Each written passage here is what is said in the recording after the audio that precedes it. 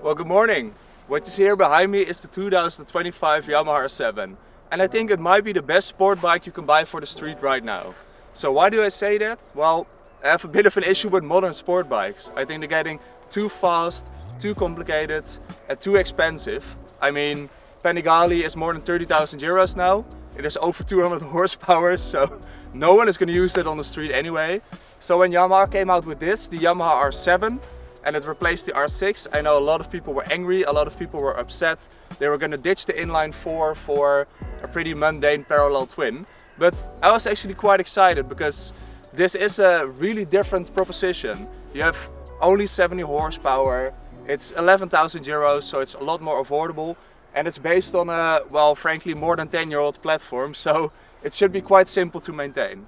So in this video I'm going to take you along for a ride. I'll tell you all the things I like, all the things I dislike, and I finally give you my conclusion on whether this is the best sport bike for the street you can buy right now.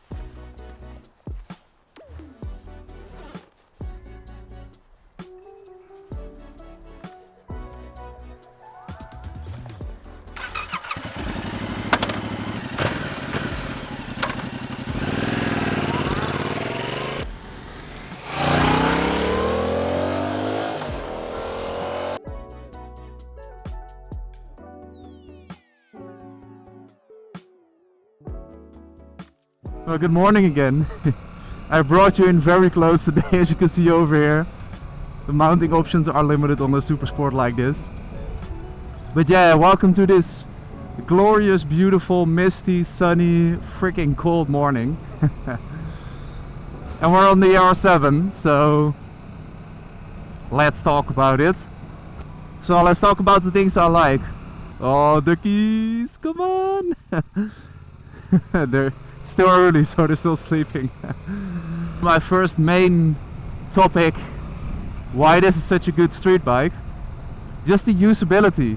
Because you don't have 200 horsepower, this thing only has 70, and because the chassis is confidence inspiring, the clutch is very light, the brakes are easy to modulate, it feels pretty light. It's just so easy to hop on this thing and behave like an absolute lunatic. So you also have Bridgestone S22 tires on there, which are excellent. It's like 2-3 degrees Celsius outside right now, and it's still offering plenty of grip. And when I took it on some twisty roads yesterday when it was warmer, they also offer a lot of confidence. And all of that just makes this bike fun to ride. And I know that Yamaha has their like track day school, where they have some GYTR prepared R7s. So they put on all the fancy bits, strip out all the lights, put on slick tires, and then they use them to train people to ride on track. And I totally get that. I mean, because this is such a good road bike and it is so easy to use, that also would make it really friendly as a track day bike. So whether you're going on your first track day, or if you're experienced on track days but you're learning a new track for the first time, this thing would just be so excellent. The riding position is still sporty, so you are leaned over forward quite a bit. The seat is quite hard.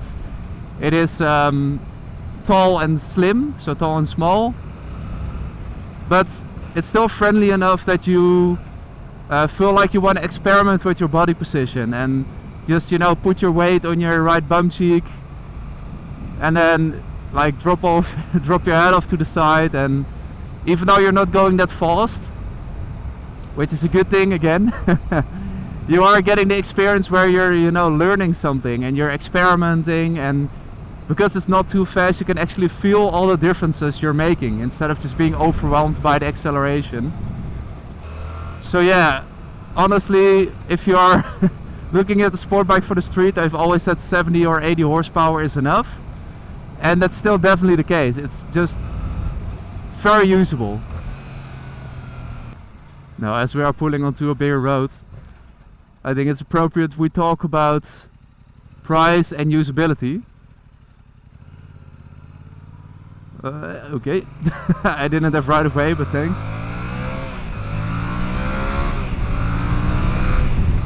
So yeah, what about if you're doing the mundane stuff? Well, also a part where the R7 excels because it is based on just basically a normal naked bike. So you have a good amount of torque, it's very economical. This engine has proven over and over again to be just very reliable. You know, the MT-07 has been around for more than 10 years now, and the general consensus is that it is just a very solid and reliable power plant, which would make this thing very easy to live with.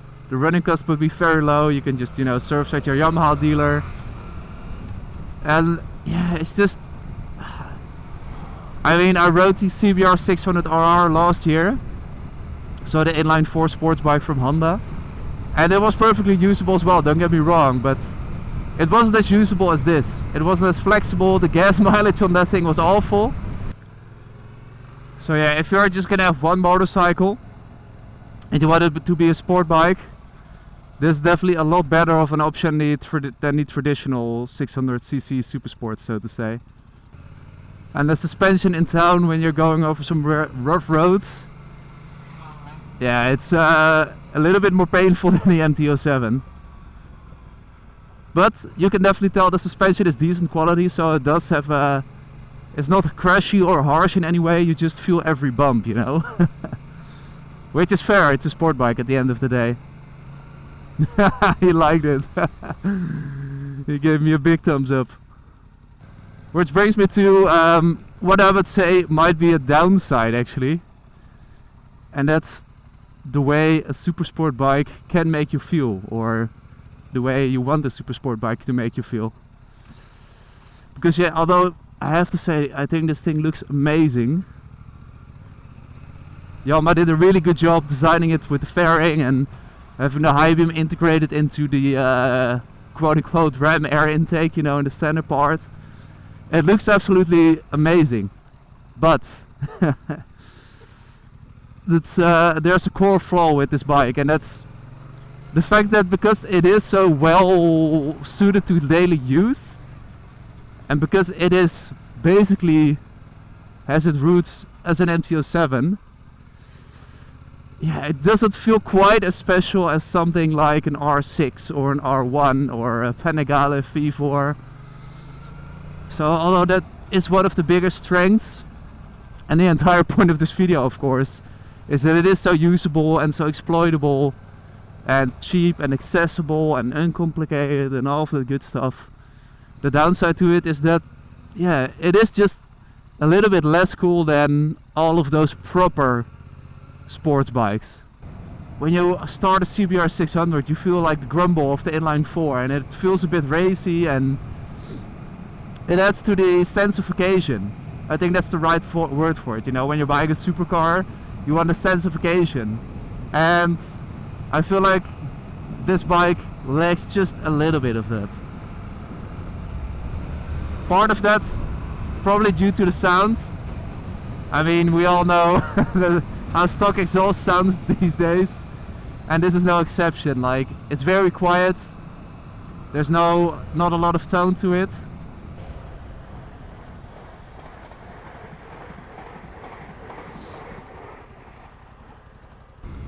Alright, so let's talk about the price.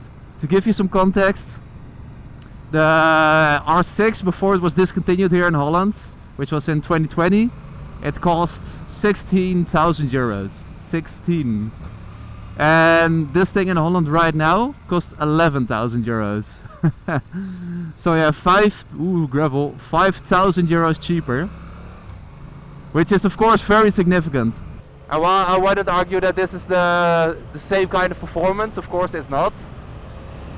But I do think the R6 was getting a little bit out of hand price-wise. I mean, not a lot of people have the 16 grand lying around to spend on a super sports bike, you know, because it's a very niche product with not a very broad use case. Whereas this thing is cheaper, so more people can afford it.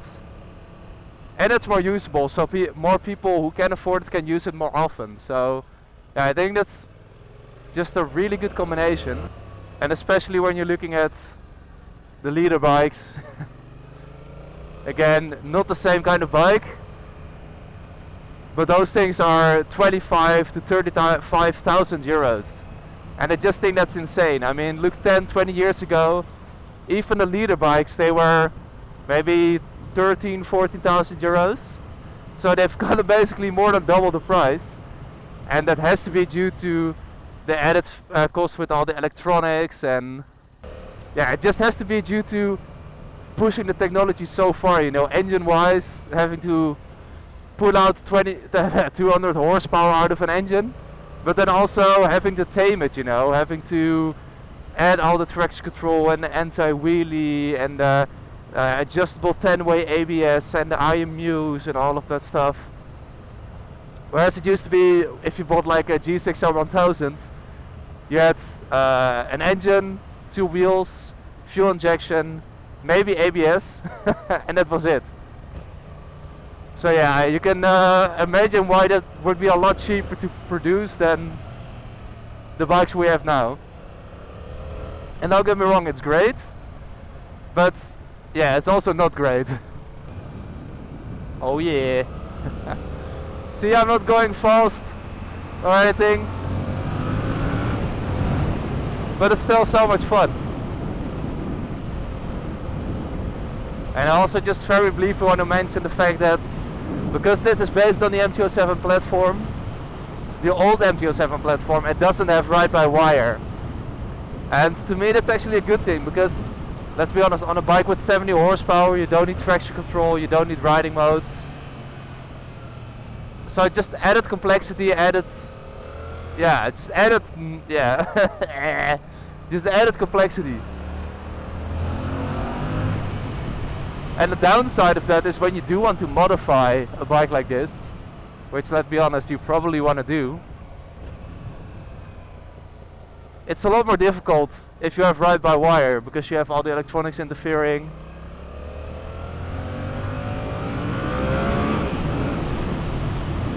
On this thing it's all just so straightforward, you know. It's just hop on, no need to fiddle with any modes. It's got a normal LCD dash, which again I also like. The new MT-07 has the TFT, and to me it just doesn't add anything. Again, it's just added cost, added complexity. For what? For some pretty graphics and some colors on your screen? I don't know, just to me just don't bother, I would say. And it's just refreshing, you know, in a world where we always need more and more, and companies are always having to innovate and come up with new stuff. Sometimes, this is gonna sound cheesy, but I honestly believe in this, less is more. Alright, so where does that leave me with the R7? Well, I honestly enjoyed it a lot more than I thought I would. I expected this to be basically just an MT-07 with some clip-ons and some racy bodywork, but I have to say the suspension works a lot better than I expected. The seating position is a lot more racy than I expected, which changes the entire attitude of the bike. And it is just so much more confidence inspiring through the bends than an MT-07, which allows you to exploit the great engine even more.